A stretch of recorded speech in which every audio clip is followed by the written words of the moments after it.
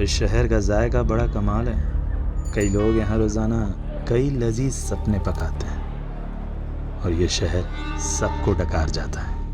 यहाँ फ्री कुछ भी नहीं है। रिश्ते, लिबास, सोच, सामान, जिस्म, जायदाद, सब कुछ महंगा है यहाँ। लेकिन मौत दाल रोटी से भी सस्ती है।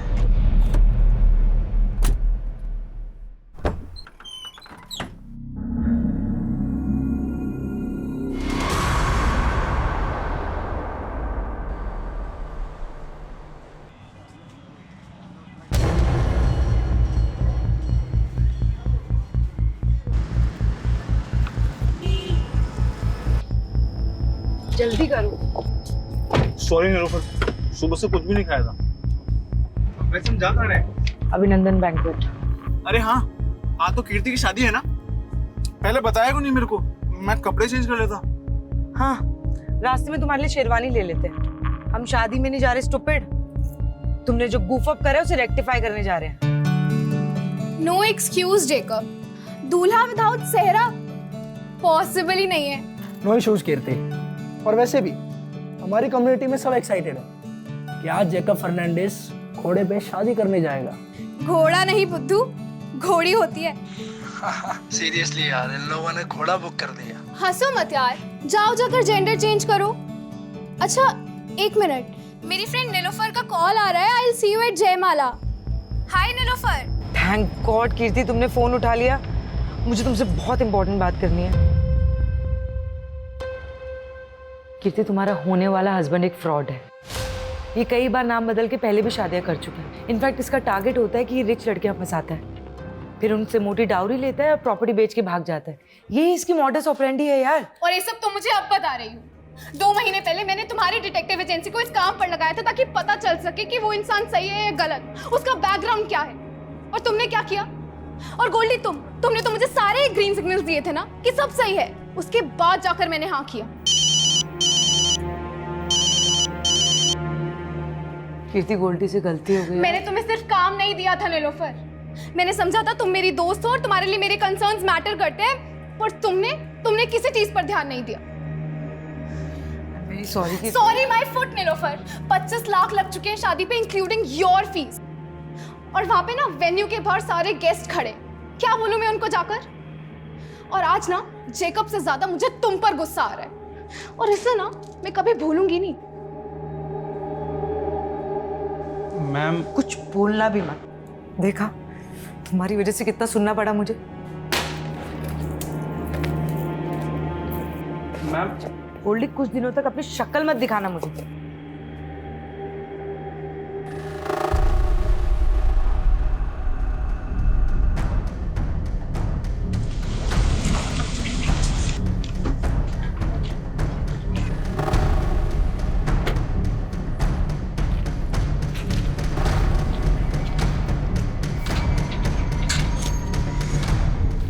हाय नीलोफर, एक जासूस जालसाजी का शिकार हो गई। मैं तुम्हें स्टॉक कर रहा था और तुम्हारी जैसी जासूस भी मात खा गई।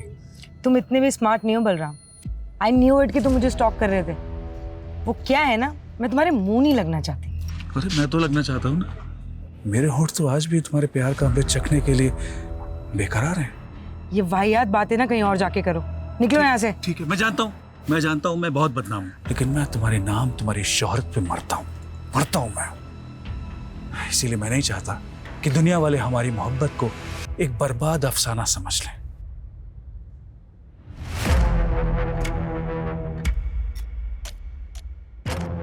बेहतर होगा अंदर बुला लो।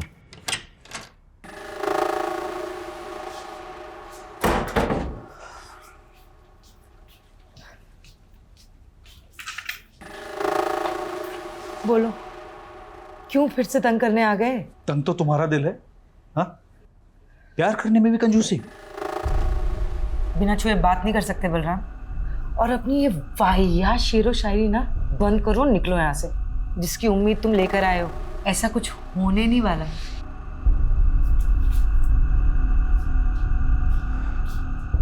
मैं तो नाउम्मीद होकर ही आया हूं।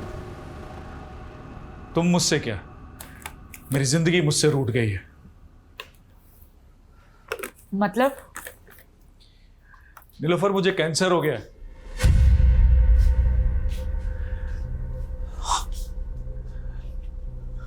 सच कह रहा हूं, मेरे पास अब ज्यादा दिन नहीं बचे हैं। मरने से पहले मैं सारे गिले शिकवे तुम्हारे साथ जो हुए दूर करना चाहता हूं। अगर तुम कहो तो बाकी बची जिंदगी तुम्हारे साथ रहने के बहाने मत ढूंढा करो यार,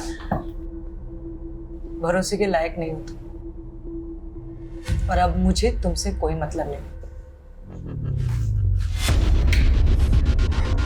तुम्हारा मुझसे कोई मतलब नहीं है? कोई मतलब नहीं है तुम्हें मुझसे? तो मेरी जिंदगी का कोई मतलब नहीं है। हर्ष क्या? पागलपन मत करो।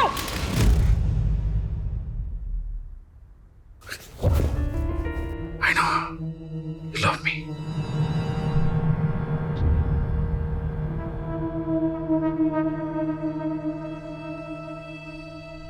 देखिए मेरी मोहब्बत, तुम ऐसे ही मुझे अपनी जिंदगी से दूर नहीं कर सकती Nilofar. I know you love me. Still hate you. सच्ची?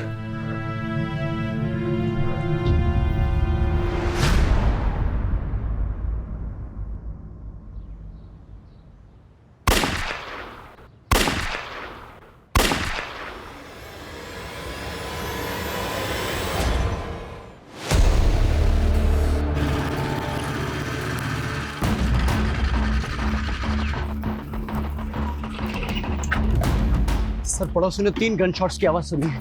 इसके अलावा किसी को कुछ नहीं पता सर। सर, घर अंदर से बंद है, कुछ समझ में नहीं आ रहा है। सर, मुझे लगता है ये क्लियर हॉस्टेज सिचुएशन है। सर, घर किसका? Sir, Nilofar Malik, private detective है। अभी अंदर कितने लोग हैं? सर वो तो पता नहीं, पड़ोसी ने कहा कि मियाँ बीबी अंदर गए।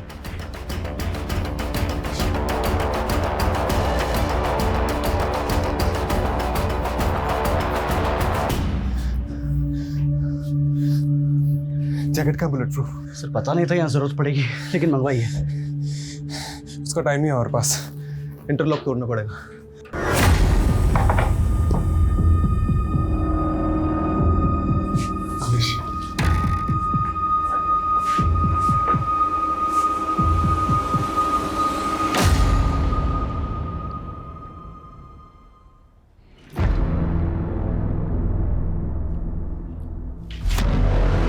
तू ना चलाना है तो मारा जाएगा। सरेंडर कर दे, इसी में तेरी भलाई है। इसका कोई दोस्त, रिश्तेदार या पड़ोस में कोई है जिसको ये मानते हैं? नहीं पता सर। अरे कोई तो होगा। सर, 3 गन शॉट मार्क्स है। लगता है क्लोज रेंज से शूट किया लेडी को।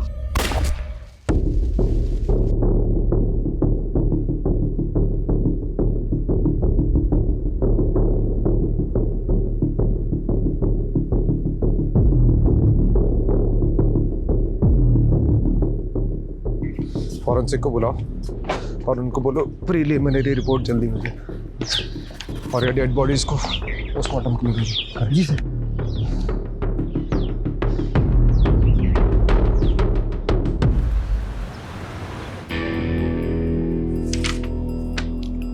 राजीव, प्रिलिमिनरी फॉरेंसिक रिपोर्ट के हिसाब से क्राइम सीन पे कोई भी अननोन फिंगरप्रिंट्स नहीं मिले।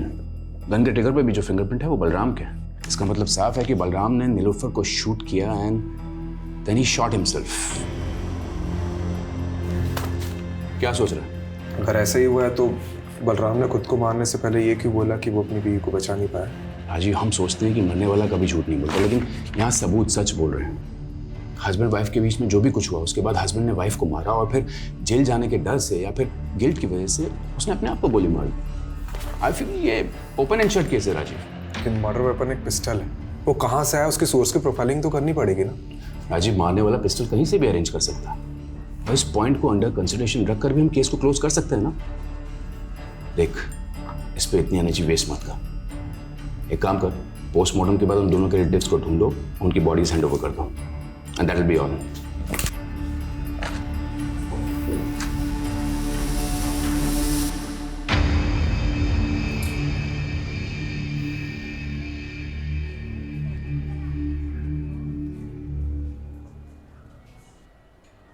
सर, वो नीलोफर के घर में किसी भी तरह की फोर्स एंट्री एग्जिट के साइन नहीं मिले हैं। और सर, किसी ने भी ये नीलोफर और बलराम के अलावा किसी तीसरे को नहीं देखा। ये बलराम और नीलोफर के रिश्तेदारों को पता चला? नहीं सर, लेकिन इतना पता चला है कि ये जो नीलोफर है ना, ये NRI थी और इंडिया में तो इसके कोई भी रिलेटिव नहीं थे। और सर हाँ, यहाँ पर इसके डिटेक्टिव एजेंसी है और इसका एक असिस्टेंट है गोल्डी। और बलराम? सर बलराम को तो यहाँ के लोग पिछले 1 साल से ही जानते हैं, क्योंकि ये बलराम ने नीलोफर के साथ पिछले 1 साल पहले ही शादी की थी और नीलोफर के घर में ही रहना था। बाकी की फॉर्मेलिटीज लोकल पुलिस कर लेगी। रस्तोगी जी, अपने पुराने केस में लगते हैं। जी सर। ये बलराम की बातें मेरे दिमाग में अभी तक गूंज रही हैं। हमारे नीलोफर के घर में घुसने के पहले जो कुछ भी हुआ होगा वो बहुत बड़ा सवाल है। हमें नीलोफर और बलराम के बारे में पता करना चाहिए, हो सकता है कुछ जवाब मिल जाए। क्या नाम बताया था असिस्टेंट का? गोल्डी। नीलोफर के साथ कब से काम कर रहा था? सर तकरीबन 5 साल से। हमने सुना नीलोफर NRI थी। हाँ सर, अमेरिका से। एक्चुअली उन्होंने वहाँ पे एक डिटेक्टिव के साथ काम किया था। अपने पेरेंट्स की डेथ के बाद वो इंडिया आ गई थी और उन्होंने अपनी एजेंसी यहीं खोल ली थी। और ये बलराम, इसके बारे में क्या क्या जानते हैं? सर बलराम सर मस्त किस्म के इंसान थे और वो अपने आप को आज़ाद मुसाफिर कहते थे। तो मुसाफिरों के ठिकाने भी तो होते हैं। कहाँ का रहने वाला था ये? सर हरियाणा में किसी जगह के थे। और काम क्या करता था? सर वो हमारी एजेंसी में काम करते थे। वो बलराम डिटेक्टिव था? सर वैसे तो वो NRPF में थे। एक्चुअली नीलोफर मैम को अपना काम एक्सपेंड करना था और वो उसके लिए एक ऐसा इंसान चाहती थी जो जोखिम उठा सके। अब सर एक्स सर्विसमैन से बेस्ट तो कौन ही होगा, इसीलिए उन्होंने बलराम सर को अपॉइंट किया। लेकिन क्या इंस्ट्रक्शन दिया था तुमको बलराम? जोशी का पीछा करना था ना, और तुम उसी के साथ हाथापाई करके आ गए। अरे पीछे ही कर रहा था मैं जोशी की कार का। उसने अचानक कार में ब्रेक मारी, मेरी बाइक टकरा गई। साली की बैकलाइट क्या फूटी, थप्पड़ मार दिया उसने मुझे, तो मैं क्या करता? अरे तुम्हारी इसी बेवकूफी की वजह से जोशी को पता चल गया कि मेरा क्लाइंट उसकी जासूसी करा रहा है। तुम छोड़ो ये जासूसी, एक बाउंसर की नौकरी ढूंढ लो, वही सूट करती है तुमको। और तभी उनका प्रोफेशनल एसोसिएशन खत्म हो गया। लेकिन सर इतने डिफरेंसेस के बावजूद भी उन दोनों में प्यार हुआ और सर पिछले ही साल उन्होंने शादी भी की थी। एक बात बता कि बलराम नीलोफर को मार सकता है? सर मुझे नहीं लगता। तो कौन मार सकता है नीलोफर को? कीर्ति, तुम्हारा होने वाला हस्बैंड एक फ्रॉड है। जेकब से ज्यादा मुझे तुम पर गुस्सा आ रहा है और इसे ना मैं कभी भूलूंगी नहीं।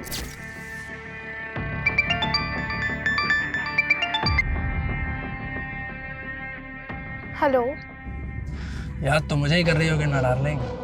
कमीने, तू हिम्मत है तो सामने आके बात कर, नंबर बदल के कॉल मत कर। अरे हम जरूर मिलेंगे। मैं भी उन मोमेंट्स को भूल नहीं पा रहा हूँ जब हम शादी से पहले एक हो गए थे। क्या दिन थे, जानती है? वो सब मैंने रिकॉर्ड कर रखा है। मैं सोच भी नहीं सकती तू इतना गिरा हुआ निकल सकता है। तू मेरे सामने होता ना तो I would have killed you. ओहो, मेरी बेबी को गुस्सा आ रहा है, बहुत गुस्सा आ रहा है। हाँ? मुझे भी आया था उस डिटेक्टिव पे जब वो कबाब में हड्डी बन गई थी, पर अब मेरा गुस्सा शांत हो गया। May your friend Nilofer rest in peace.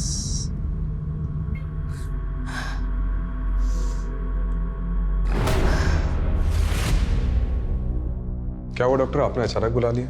जी, ये मार्क देखिए, नीलोफर के ब्लड में पाया गया है और इसी की वजह से नीलोफर शायद कॉन्शियस नहीं रही होगी और उसका रेप किया होगा।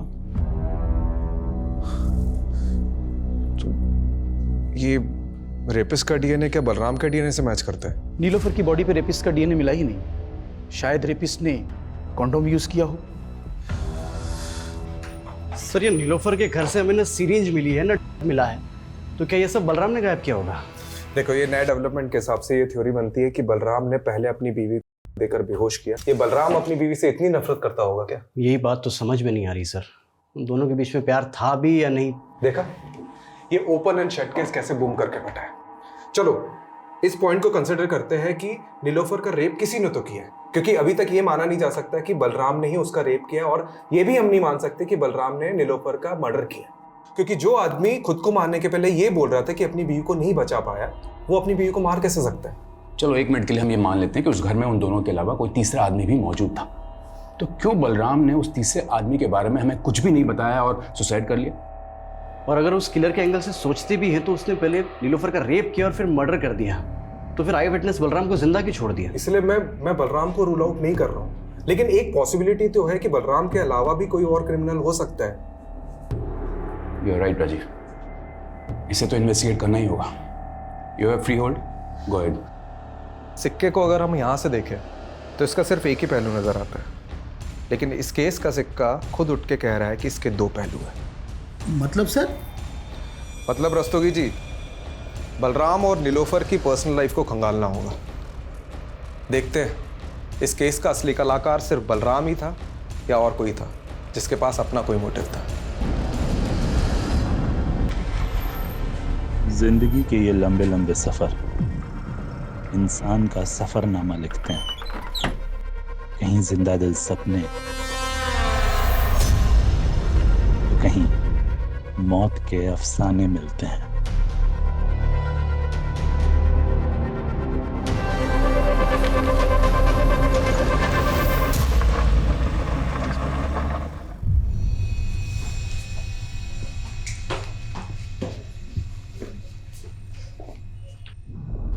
अरे कनक बेटा, अरे इतनी सी बात पे कोई रोता है क्या? हाँ, रोते नहीं है बेटा। ये देखो, मैं तुम्हारे लिए क्या लेके आया। देखो, ये गोलू मोलू सा गुड्डा, अब हम दोनों इससे खेलेंगे। ये पसंद नहीं आया? ठीक है, तो मैं तुम्हें दूसरे खिलौने दिला। कनक, क्या हुआ बेटा? अरे सरगुन दीदी, आप इंटरव्यू के लिए चली गई, ये बेचारी डर गई। पर जॉब भी तो जरूरी ना हरीश। अरे कहाँ, अब ये जॉब वॉब के चक्कर में पड़ी हुई है दीदी। एक काम करता हूँ, आपका जो घर है बहुत प्राइम लोकेशन पे, इसको गिरवा के 4 माले बनवा देता हूँ और आराम से बैठ के किराया खाना और मेरी लागत चुका दे रहना। पर हरीश, इसमें तो लाखों रुपए लगेंगे, इतना पैसा मैं कहाँ से चुकाऊंगी? उसकी टेंशन आप मत लो। आप एक काम करना, इसमें से एक माला मुझे दे देना, बीच वाला माला मैं रख लूँगा। और आप ये जॉब वॉब का चक्कर छोड़ दो दीदी। सर, नीलोफर की कार पे फास्टैग लगा हुआ था। मैंने उसकी ट्रांजैक्शन डिटेल्स निकलवाई तो एक इंटरेस्टिंग बात सामने आई है। मर्डर वाले दिन नीलोफर ने सुबह 7 बजे ग्रेटर नोएडा टोल नाका क्रॉस किया था। सर, उस दिन यूपी से दिल्ली आई थी। यूपी में कहाँ गई थी वो? सर, इसका जवाब तो गोल्डी के पास भी नहीं है, लेकिन हमने नीलोफर का फ़ोन अनलॉक करवाया तो कॉल हिस्ट्री के मुताबिक मर्डर वाले दिन नीलोफर की बात किसी कीर्ति सागर से हुई थी। तो ये कीर्ति सागर से मिलो। और क्राइम सीन पे नीलोफर के फ़ोन के अलावा लैपटॉप भी था ना, तो उसे भी तो देखो। मैं तब तक NRPF जाकर बलराम के बारे में पता करता हूँ और तुम लोग नीलोफर और बलराम इससे जुड़े एक एक इंसान की प्रोफाइलिंग करो। बलराम सर ही 2009 तक NRPF में ही काम कर रहा था, फिर उसे बर्खास्त कर दिया गया। क्यों? उस पर अटेम्प्ट टू मर्डर का चार्ज लगा था। Attempt to murder? जी, 7 साल की कैद भी हुई थी उसे। 2009 से 7 साल, मतलब 2016 तक तो वो जेल में ही रहा होगा। ये किसका मर्डर करने की कोशिश की थी उसने? विक्रांत सिसोदिया का, वो उसका कलीग था। बहुत दिनों बाद आ रहा है ना शादी से। विक्रांत! बलराम, क्या कर रहा है ये? 7 साल बाद बलराम सैनी तो कैद से रिहा हो गया। ऐसा क्या हुआ था कि बलराम अपने दोस्त का दुश्मन बन गया? बलराम को शक था कि उसकी बीवी का अफेयर उसके दोस्त के साथ है। लेकिन बलराम और नीलोफर की शादी तो 1 साल पहले हुई थी। इसका मतलब है कि नीलोफर के पहले भी बलराम की शादी हो चुकी थी। जी हाँ, उसका एक बेटा भी है। कहाँ है आजकल? बलराम फरीदाबाद का रहने वाला था, हो सकता है उसकी फैमिली भी वहीं रहती हो। ये लीजिए उसका एड्रेस। हाँ, मैंने अच्छे से सोच लिया है, आप तुरंत पिटीशन फाइल कर दीजिए। जी हाँ, मैं मिलता हूँ आप सब। ओके। संकेत कहाँ जा रहा है और कौन सी पिटीशन फाइल करने की बात कर रहा है? अपने बाप की चिता तो नहीं जला पाऊंगा, तो सोचा कुछ ऐसा करूं जिससे मेरी भी आंखें खुल जाएं और आपकी भी। संकेत, साफ साफ बोल, पहेलियां मत बुझा। पहेलियां ही सुलझा रहा हूं माँ, पहेली सुलझ जाएगी तो बात करेंगे।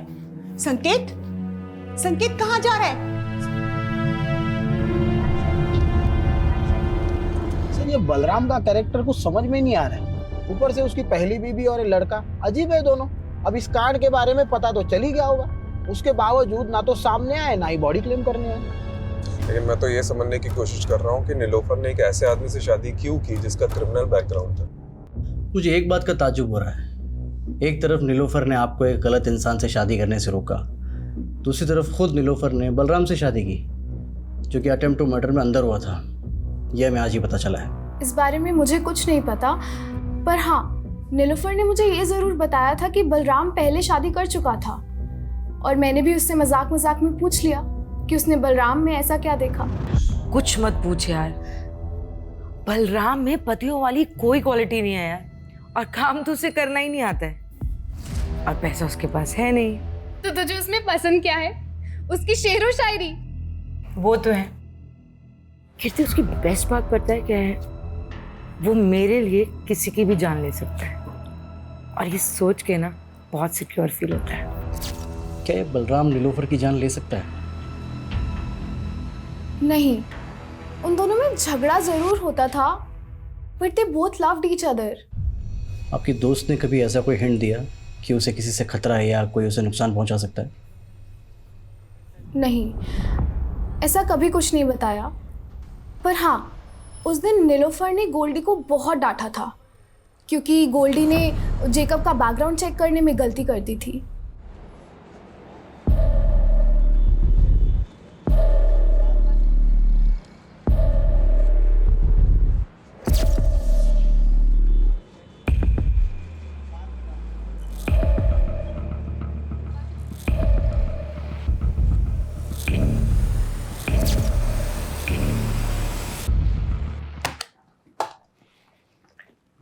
देखो संकेत, मैंने तुम्हारी ये पिटीशन तो फाइल कर दी है कि तुम्हें बलराम सैनी के साथ अपना डीएनए मैच कराने का मौका दिया जाए, पर तुम ये सब करना क्यों चाहते हो?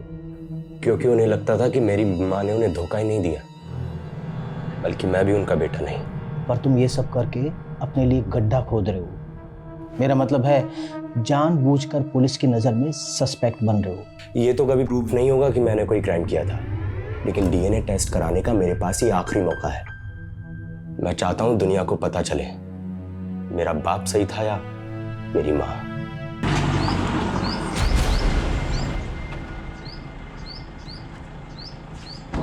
हमें समझ नहीं आ रहा है कि जो नीलोफर का रेप हुआ है, मर्डर हुआ है, वो बलराम ने ही किया है कि नहीं।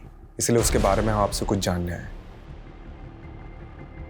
देखिए, हमें पता चला है कि आपके लिए बलराम ने किसी की जान लेने की कोशिश की थी, और उसकी वजह ये थी कि आपका किसी के साथ। मेरा किसी के साथ कुछ नहीं था, उल्टा वो बलराम ही गुस्से वाला था।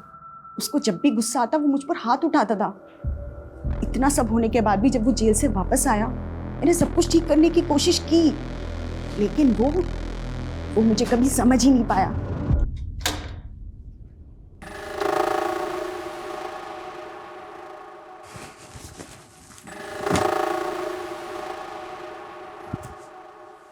देखो, मैं यही चाहती हूँ कि हम नए सिरे से जिंदगी शुरू करें। नई जिंदगी नए सिरे से? विक्रांत के बाद कोई नया यार मिला क्या? बोलना, कोई नया यार मिला क्या? जेल जाके भी तुम्हारे दिमाग से कचरा नहीं निकला ना? अरे कैसे समझाऊं तुम्हें, गलतफहमी हुई थी। चुप, बिल्कुल चुप, मुझे कोई गलतफहमी नहीं हुई है। याद कर, सैकड़ों दुआएं मांग रहे थे हम लोग कि हम लोग को एक बच्चा हो जाए, लेकिन बच्चा पैदा नहीं हो रहा था। और अचानक एक दिन तुम बोली कि तुम प्रेग्नेंट हो गई, और जब तुमने कहा कि वो मेरा ही बच्चा है, मैं बेवकूफ मान गया। मेरी आंखें खुल गई हैं। ये संकेत उसी कमीने का खून है ना, विक्रांत का? उसकी वजह से मैं अपने बेटे के आगे शर्मिंदा हुई। जो गलतफहमी एक बार बाप बेटे ने पाल ली, वो दूर नहीं होती। आप नीलोफर से कभी मिली थी? सच बताना। हाँ मिली थी, लेकिन उसी की भलाई के लिए मिली थी। ऐसी कौन सी भलाई की आपने? सुना था कामयाब औरतों के सपने भी कामयाब होते हैं।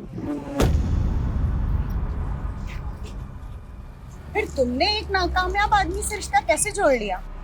नाकाम तो आपका रिश्ता रहा है, बलराम को तो धोखा दिया था ना आपने। बड़ी जल्दी उसकी बातों में आ गई। ये भी भूल गई कि वो 7 साल जेल रह के आया है। डूबती कश्ती में पांव रखा है तुमने। डूबने से पहले उतर जाओ तो अच्छा है। मैंने तो उसकी सलामती ही चाहिए थी, लेकिन जब अपनी किस्मत नहीं बदल पाई तो उसकी क्या बदलती। आपको शक होगा कि कांड बलराम ने किया या नहीं, लेकिन मुझे पूरा यकीन है कि बलराम ने पहले नीलोफर को मारा, बाद में खुदकुशी की। आखिर उसके पाप का घड़ा भर ही गया था। कैसी लगी कनक? अच्छी है ना? चल तू जल्दी से जा और जाकर के पहन के दिखा। क्या बात है दीदी, कनक के लिए नई ड्रेस? लगता है दिल्ली में जो इंटरव्यू दिया था वो पास कर लिया है। हाँ, वो तो बिल्कुल बेकार गया, लेकिन हाँ कोड़ियागंज में मुझे एक जॉब मिल रही है। सोच रही हूँ कनक के साथ जाके वहीं शिफ्ट हो जाऊँ। शिफ्ट कर रही हो? तो फिर इस घर का क्या करना है? आप बोलो तो बिकवा दूँ। तू मेरा घर बेचने पर क्यों तुला है? मतलब आप कौड़ियागंज चली जाएंगी और पीछे से इस घर पे किसी ने कब्जा कर लिया तो? कमलेश, ये बलराम का कैरेक्टर कुछ समझ में नहीं आ रहा है। मतलब उसे सस्पेक्ट मानो या विक्टिम, पता नहीं। अच्छा, ये तीसरे आदमी की थ्योरी से कुछ हाथ लगा? सर ये नीलोफर का लैपटॉप ऑन किया है मैंने, इसमें सर ये जैकब की कुछ फोटोज मिले हैं। सर ये तो पहुंचा हुआ अपराधी है, कई स्टेट्स में मोस्ट वांटेड है। इसके ऊपर तो सर धोखाधड़ी और अटेम्प्ट टू मर्डर जैसे चार्जेस हैं।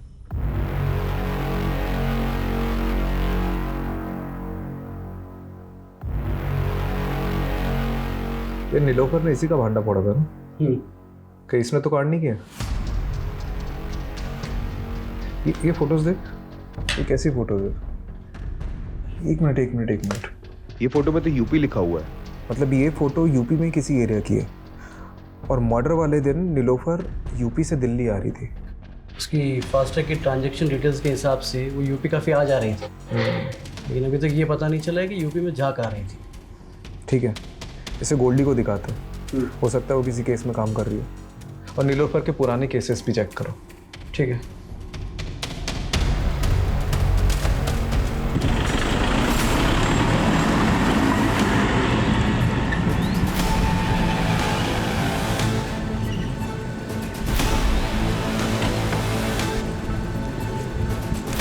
छोड़ो हमें, छोड़ो।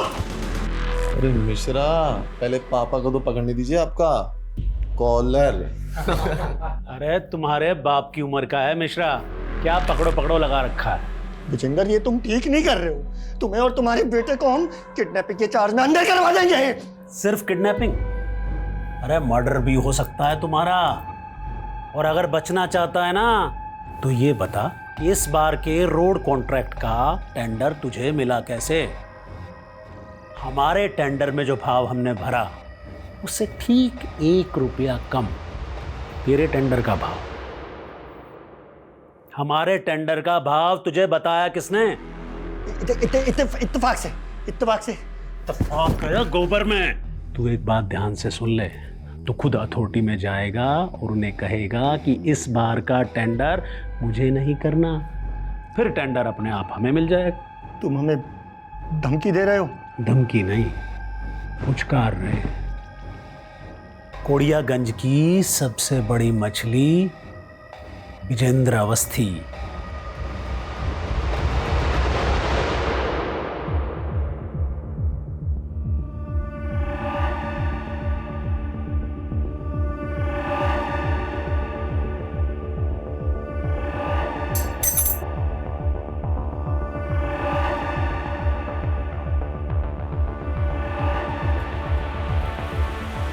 ये चाबी इस बुक में क्या कर रही है? सर वो नीलोफर मैम के घर की चाबी है।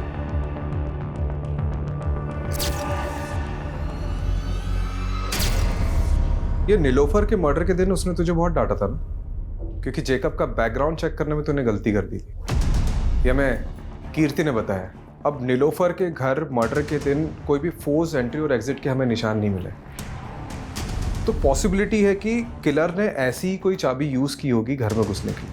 और इससे भी ज्यादा स्ट्रॉन्ग पॉसिबिलिटी हो सकती है कि यही चाबी यूज की गई होगी घर में घुसने के लिए, जो तूने यूज की होगी। अरे सर, आप कुछ भी बोल रहे हो। अगर मैंने ही कुछ किया होता तो मैं चाबी गायब ना कर देता। और सर, इससे पहले आप इस चाबी को इन्वेस्टिगेट करें और ये पता लगाए कि मैंने ही चाबी बनवाई थी, तो मैं क्लियर कर देता हूँ। चाबी तूने बनवाई थी? गोल्डी, मेरे घर की चाबी खो गई है, किसी चाबी वाले को लेके पहुंचो ना जल्दी। और सर, इसीलिए नीलोफर मैम ने 2 चाबियां बनवाई थी और एक चाबी वहां इमरजेंसी के लिए रखी थी। और सर, रही बात कीर्ति के केस की, तो मैं नीलोफर मैम से इस बारे में माफी मांग चुका था। अब सर, इसके लिए मैं उनका मर्डर थोड़ी कर दूंगा। अच्छा, एक बात बता, हमें पता चला है कि नीलोफर का उत्तर प्रदेश आना जाना लगा रहता था, तो वहां किसी केस पे काम कर रही थी? Sir, 1 minute. सर, ये चेक नीलोफर मैम ने मुझे बैंक में डिपॉजिट करने के लिए दिया था। यूपी की बिजनौर ब्रांच का है सर ये चेक। हरीश चौधरी।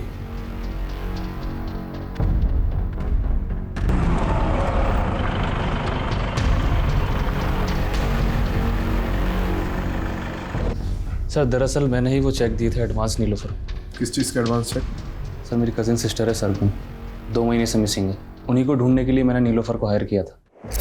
मैंने बिजनौर थाने में भी दीदी का मिसिंग केस फाइल किया था, लेकिन पुलिस कुछ कर ही नहीं रही है। हरीश तुम बिल्कुल परेशान मत हो, सरगुन को ढूंढने में मैं तुम्हारी पूरी मदद करूंगी।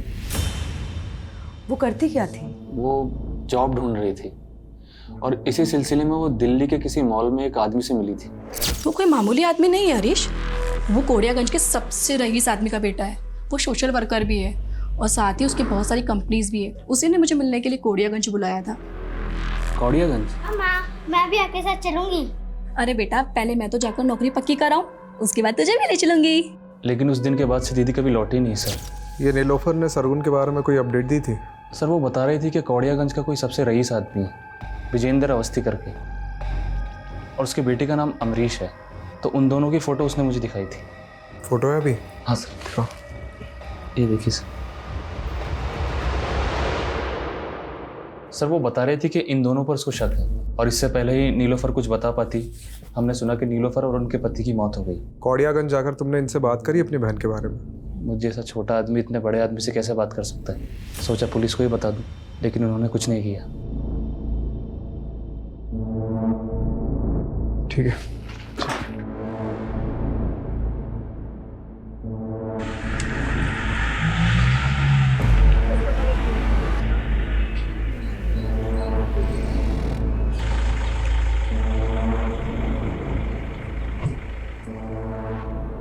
अरे कौन डिटेक्टिव?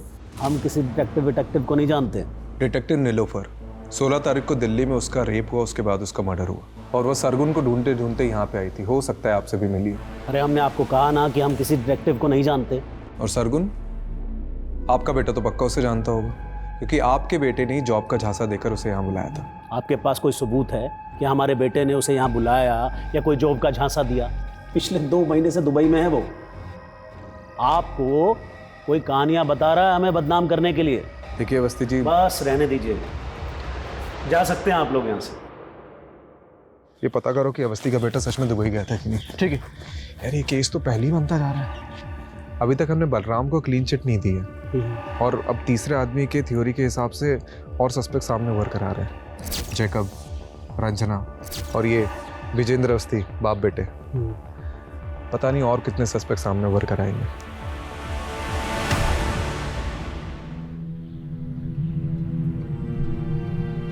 खाना लगा दूं? हाथ है मेरे, मैं खुद ले लूंगा। तो कल से बना भी लेना। अरे कितनी बार समझाया है, तू समझता क्यों नहीं है? बस कीजिए आप, अब ये झिकझिक खत्म होने ही वाली है। डीएनए रिपोर्ट आते ही आप अपने रास्ते, मैं अपने रास्ते।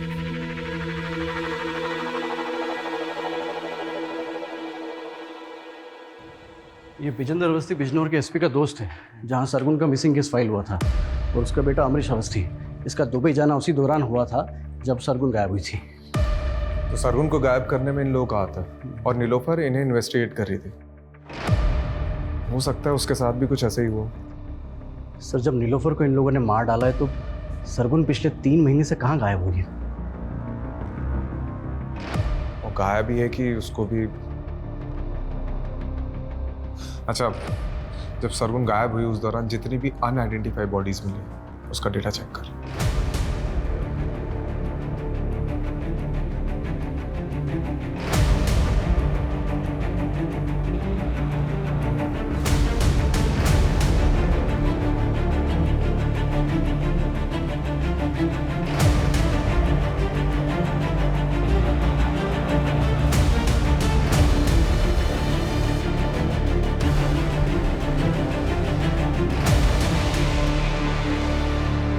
सर, 3 महीने पहले हापुड़ में एक औरत की डेड बॉडी मिली थी, जिसकी डिटेल बिल्कुल सरगुन से मिलती है। इस शहर का जायका बड़ा कमाल है। कई लोग यहाँ रोज़ाना कई लजीज सपने पकाते हैं, और ये शहर सबको डकार जाता है। यहाँ फ्री कुछ भी नहीं, रिश्ते, लिबास, सोच समझ, जिस्म, जायदाद, सब कुछ महंगा है यहाँ, लेकिन मौत दाल रोटी से भी सस्ती। सर, सरगुन की तरह नीलोफर भी रेप पीड़िता थी, तो क्या दोनों का कातिल एक ही होगा? सरगुन की लाश के पास में पोइट्री मिलना, मुझे ये सरगुन का केस नीलोफर के केस से बिल्कुल अलग लग रहा है। कि यूपी और दिल्ली में हुए रिसेंट रेप केसेस की मैंने डिटेल्स भी निकलवाई है। सिक्के का दूसरा पहलू ढूंढते ढूंढते पहला भूल गया क्या? देख, सब जानते हैं कि बलराम शेर व शायरी का शौकीन था, तो हम ये क्यों नहीं सोच रहे कि वो भी तो ये सब चीज़ कर सकता है, और हो सकता है कि नीलोफर को बलराम की सच्चाई का पता चल गया और बलराम ने नीलोफर को। सर, बलराम का सरगुन से कोई कनेक्शन नहीं मिला है। लेकिन फिर भी हमें इस एंगल को इन्वेस्टिगेट करना पड़ेगा। सर, ये पटवर्धन ने मैसेज भेजा है, संकेत का और बलराम का डीएनए मैच हो गया है। ये संकेत बलराम का ही बेटा है। अब कोसेगा बाप की तरह पीटेगा, कभी पति के आगे कभी बेटे के आगे, बार बार औरत क्यों झुकती है? सॉरी नहीं संकेत, मेरा स्वाभिमान इतना भी कमजोर नहीं है।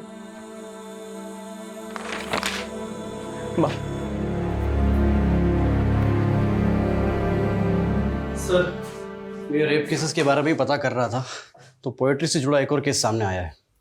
2 दिन पहले दादरी हाईवे पर एक लड़की की लाश मिली है, सेम मॉडस ऑपरेंडी। जिंदगी के ये लंबे लंबे सफ़र कहीं यूं ही ना गुजर जाए, आओ मिलकर एक नया समा बनाए।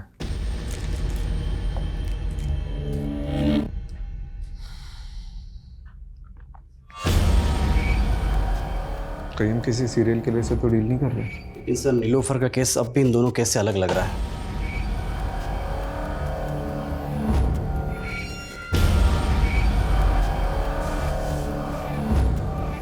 इस सरगुन की लाश हमें हापुड़ में मिली और इस लड़की की लाश हमें दादरी में मिली है।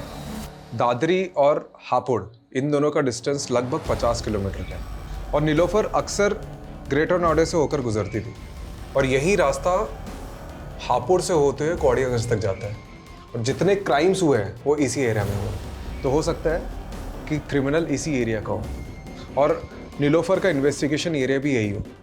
सर, इस केस में दादरी पुलिस के पास एक लीड है। उनको क्राइम सीन के पास एक कैब दिखी थी जो उन्हें सस्पिशियस लगी थी, लेकिन सर अभी तक ना उस कैब का नंबर मिला है और ना ही कुछ और। सर, ये कैब ढूंढना मतलब समंदर में से सुई ढूंढने जैसा है। लेकिन इसके अलावा कोई ऑप्शन नहीं है।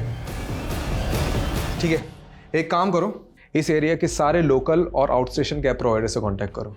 सारी प्राइवेट कैब होल्डर्स, उनके ड्राइवर्स, कस्टमर्स, ट्रैवलर्स, सबसे कांटेक्ट करो। ठीक है। ये किलर शायरी करता है, इसके सारे ट्रेड्स रिकॉर्ड करने होंगे।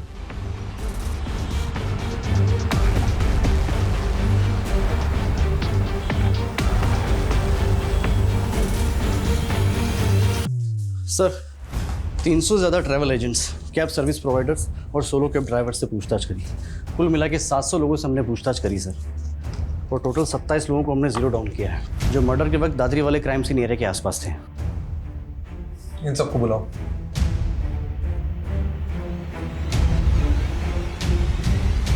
ये 16 मार्च को तो हापुड़ में था। हाँ सर।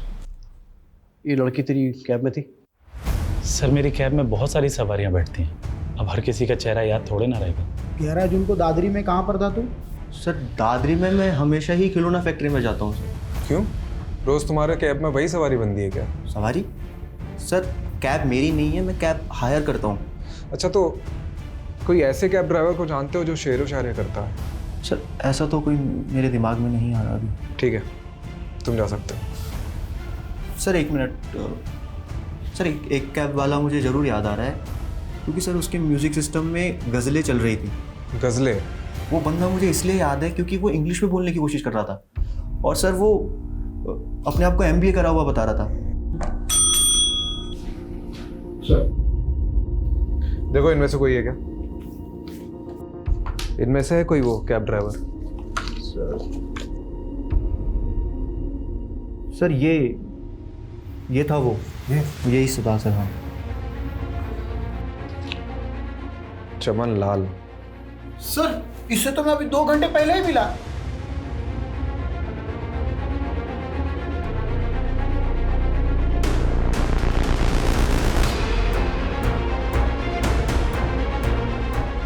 सर, वो रही।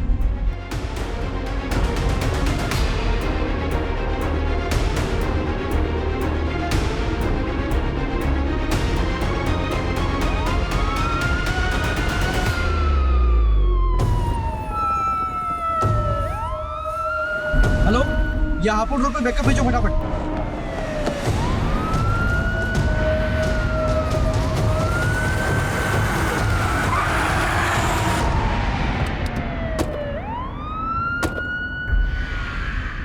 दुनिया ने मेरी कदर नहीं की।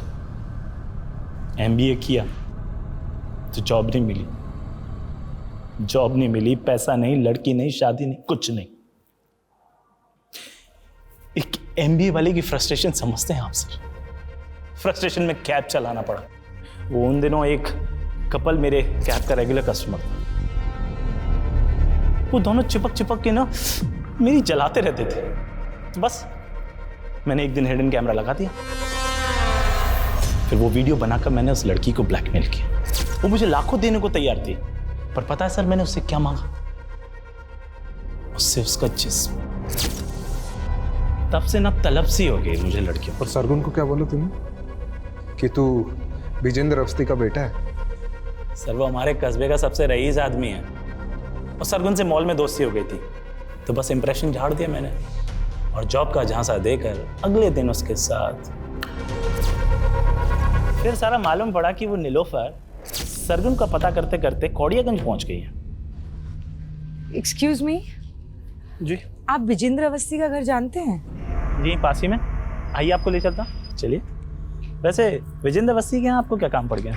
विजेंद्र जी के बेटे मेरी दोस्त के दोस्त हैं, इसीलिए कुछ काम था।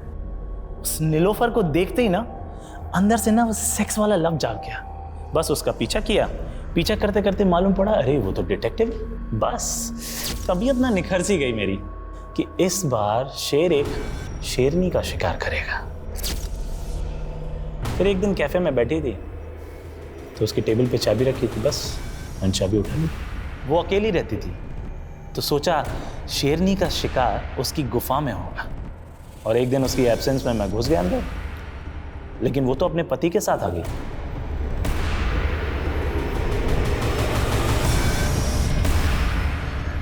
ए चल छोड़। कौन है? चढ़ फटाफट, इधर चल। चल कौन है?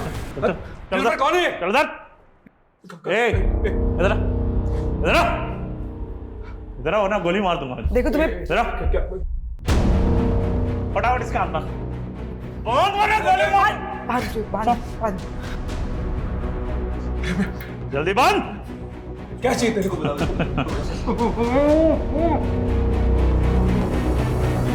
उस फटीचर आशिक का हाल देख के ना तरस आ गया सर। साला दिल और जुबान से शायर जैसा था, ऊपर से बोल रहा था उसको कैंसर था, मरने ही वाला था सर।